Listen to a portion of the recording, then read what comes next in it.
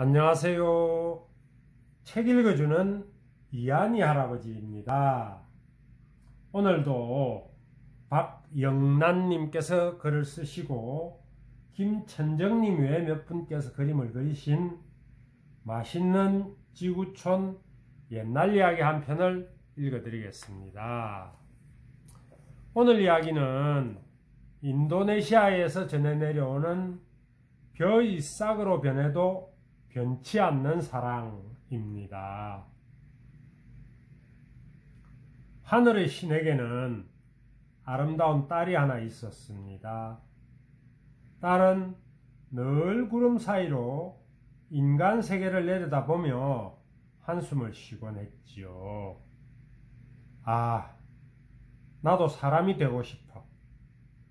아름다운 아가씨가 되어 일하면서 살면 얼마나 행복할까? 그런데 하늘의 신은 하늘나라에 와서 노략질을 일삼는 나쁜 신과 싸울 때가 많았습니다. 그날도 싸움터에 나간 신이 지쳐서 돌아왔습니다. 하지만 딸이 반갑게 맞이하지 않자 몹시 화를 냈습니다. 너는 아직도 어리광만 부리는구나. 할 수 없다. 내 버릇을 고칠 만한 사위를 구해야겠어. 아버지의 말에 딸은 천년덕스럽게 대답했습니다. 제 남편이 될 사람은 정해져 있어요. 그래? 도대체 누구냐? 제가 마음에 두고 있는 사람은 하늘나라 사람이 아니에요. 저는 저 아래 인간 세계에 사는 젊은이지요. 저기 저 산 밑에서 밭일을 하는 사람이 바로 그 사람이에요. 딸은 산 밑을 손으로 가리켰습니다. 말도 안 된다. 신의 딸이 인간과 결혼하는 일은 있을 수 없다. 아버지가 단호하게 말했지만 딸은 손사래를 쳤습니다. 저 사람과 아니면 누구와도 결혼하지 않겠어요. 하늘나라를 떠나서 저 사람과 결혼할 거예요.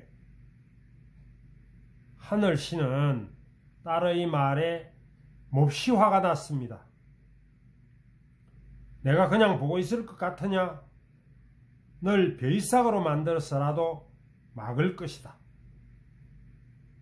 딸은 아버지가 이렇게 많이 화내는 모습을 본 적이 없어 걱정스러웠습니다. 진짜로 자신을 벼이삭으로 만들지도 모르겠다는 생각이 들었습니다. 하지만 어떤 일이 일어나도 인간 세계의 젊은이와 결혼하려는 마음을 버릴 수는 없었습니다. 이튿날이 되자 신은 사윗감을 찾기 시작했습니다. 그러나 다시 나쁜 신이 하늘나라에 쳐들어와 싸움터에 나가야 했습니다. 꼼짝 말고 있거라. 돌아오는 길에 꼭 훌륭한 사윗감을 구해올 테니.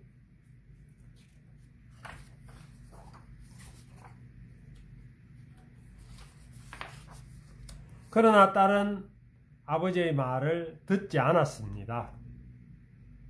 아버지가 싸움터에 나가자 딸은 곧 바람을 타고 젊은이가 일하는 산 밑으로 내려갔습니다. 이곳에서 무엇을 하십니까? 아름다운 딸의 모습에 젊은이는 한눈에 반했습니다. 남편 될 사람을 찾고 있어요. 딸은 수줍은 듯 대답하며 젊은이를 보고 웃었습니다. 젊은이도 딸의 말에 기쁜 듯이 웃었습니다. 둘의 웃음소리는 끊이지 않고 이어졌습니다. 이들의 웃음소리는 싸움터에서 싸움을 하던 하늘나라의 신에게도 들렸습니다. 신은 딸이 인간과 함께 있는 모습을 내려다보고는 바로 인간 세계로 내려왔습니다. 어서 하늘나라로 올라가거라. 싫어요. 다시는 돌아가지 않을 거예요. 인간이 되어 이분과 같이 살겠어요. 딸은 고개를 세차게 저으며 말했습니다. 그렇다면 너를 벼이삭으로 만들어버릴 거다.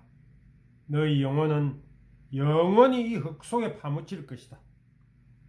신은 잠시의 망설임도 없이 딸을 벼이삭으로 만들었습니다.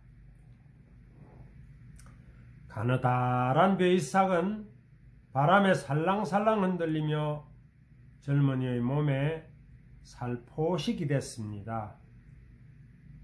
그 모습이 마치 서로에게 기대 사랑을 속삭이는 것처럼 보였습니다.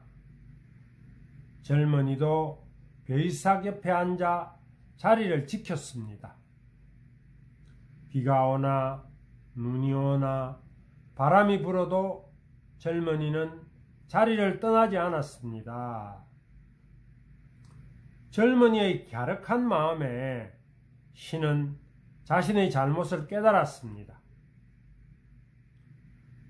이럴 줄 알았다면 그냥 두 사람이 같이 살도록 해줄 걸.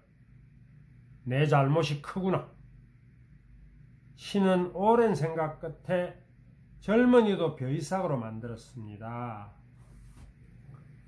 그러자 두 벼이삭은 서로 몸을 가까이 붙이고 사이좋게 바람에 나부꼈습니다.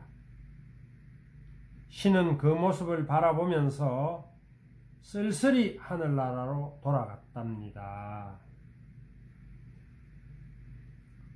지혜가 깊은 사람은 자기에게 무슨 이익이 있을까 해서 또는 이익을 바라보고 사랑하는 것이 아니다. 사랑한다는 그 자체 속에 행복을 느낌으로써 사랑하는 것이다. 프랑스의 물리학자인 파스칼이 말했다고 합니다. 사랑은 우리 사람들의 가슴에 있는 감정 중에서 가장 순수하고 아름다운 사랑입니다. 이런 사랑을 우리 모두의 가슴 속에 품고 살았으면 좋겠군요. 오늘도 할아버지의 이야기를 들어주셔서 고맙습니다.